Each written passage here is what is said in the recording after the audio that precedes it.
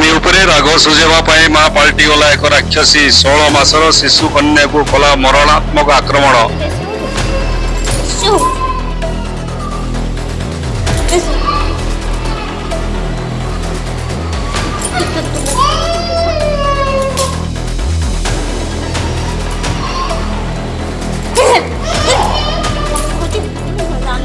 मुंड खराब कले जानछु टी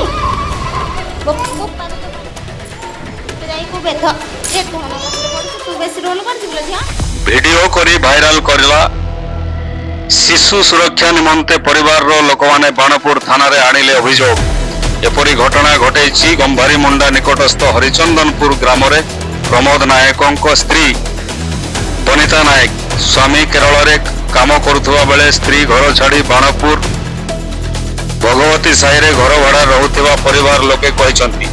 सेठारे 16 मास शिशु को तंटी चिपी बेकरे गोड़ थई माड़ मारी पाटिरु रक्त काढ़ी असह्य मरणात्मक आक्रमण करिथिबा सह स्वामी पाखकू पठेइथिला एक वीडियो।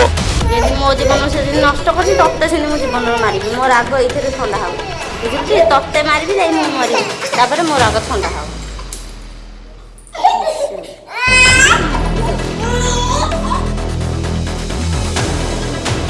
ए नहीं छुआर बड़ बापा माधव नायक परिवार समस्त लोक थाना रे अभियोग करिसंती। बाणपुर पुलिस अभियोग पाई शिशु कन्याटी को उद्धार करने सहित बनिता नायकों को थाना रे अटक रखिछि।